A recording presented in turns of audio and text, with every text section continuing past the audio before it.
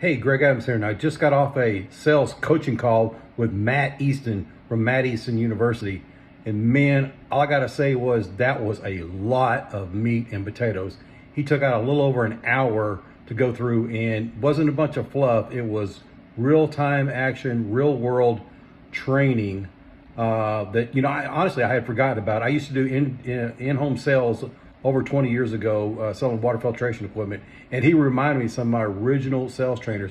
But it's about taking action, and yes, it's not pretty and it's hard to do, but he has some great action steps: how to cut through the chase, how to just be yourself, be real, and not all the BS that everybody else is trying to sell you. I mean, I'm still just in shock and excited of how much energy that he has, and just how much in-depth knowledge that he has on his training. So I'm excited about putting everything that he just showed us in action. He had a complete laid out action plan, and it makes sense. It's not any what we call hype or BS, if you will. It's I just forgotten a lot of this stuff, and he had a lot of good flair to it. He's got some great experience, and he really is a giving person, and really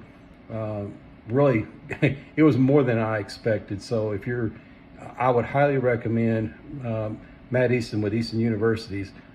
Check him out. Thank you.